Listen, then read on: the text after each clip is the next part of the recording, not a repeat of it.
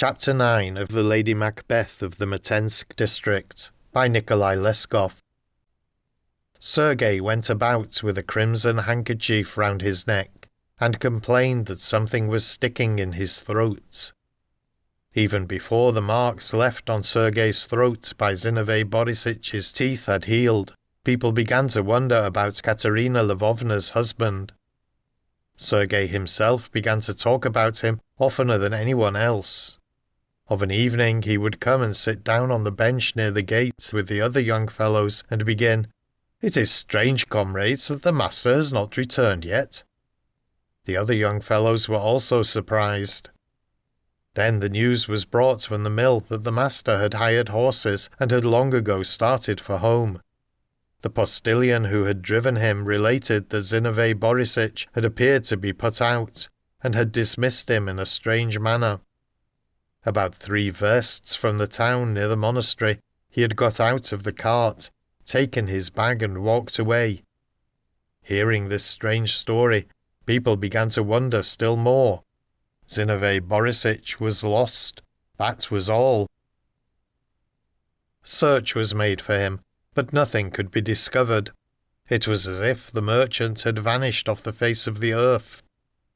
By the evidence of the postilion, who had been arrested, it was only known that he had left the carts near the river which passed by the monastery. The matter was not cleared up, and in the meantime Katerina Lvovna, in her widowed state, was able to live more freely with Sergei.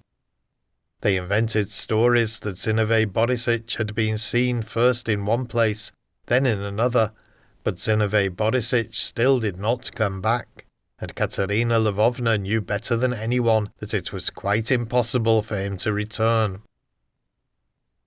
In this way 1 month passed, and another and a third, and Katerina Lvovna felt herself with child. "The capital will be ours, Sergechka. I shall have an heir," she said to Sergei, and went to the town council to tell them that she was pregnant, to complain that a stoppage in the business had occurred, and to ask to be allowed to carry it on. Why should a commercial undertaking be ruined? Katerina Lvovna was the lawful wife of her husband. There were apparently no debts, so that she ought to be allowed to carry it on, and she was allowed. Katerina Lvovna lived and reigned, and by her orders Sergei was addressed as Sergei Philippich. Then suddenly, quite unexpectedly, there was a new disaster. A letter came from Lieven to the mayor of the town, informing him that Boris Timofeyich had traded not only with his own money, but that a great part of the capital in the business belonged to his nephew, Fedor Zakharov Liamin, a miner, and that the business must be looked into, and not left entirely in Katerina Lvovna's hands.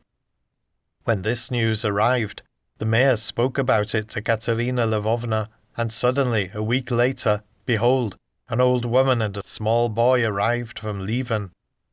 "I am the late Boris Timofeyich's cousin," said she, "and this is my nephew, Fedor Liamin." Katerina Lvovna received them. Sergei, who watched this arrival from the yard and the reception Katerina Lvovna gave them, became as white as an altar cloth. "What is the matter with you?" asked the mistress, noticing his deadly pallor as he followed the visitors and remained in the passage watching them.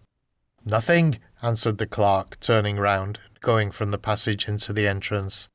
"I was thinking what a surprise these people from Lieven are," he said, with a sigh as he closed the door of the entrance after him. "Well, how will it be now?" Sergei asked Katerina Lvovna, as they sat together that night drinking tea. "Now, Katerina Lvovna, all our affairs will turn to ashes." "Why to ashes, Serja?" "Because it will all be divided now. What use will it be to carry on a trifling business?" "What, Serja? Will it be too little for you?" "No, it's not about myself I'm thinking. I'm just wondering if we shall have the same happiness." "How so? Why should we not have happiness, Serja?"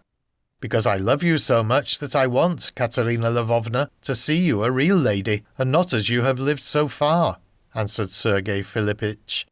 "And now it will be just the contrary. With the decrease of the capital, we will have to sink even lower than before. What do I care, Serija?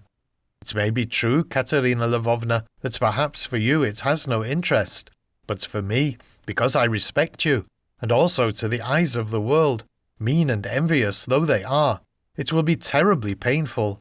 You can feel, of course, as you like, but I, in my judgment, can see that, under these circumstances, I can never be happy."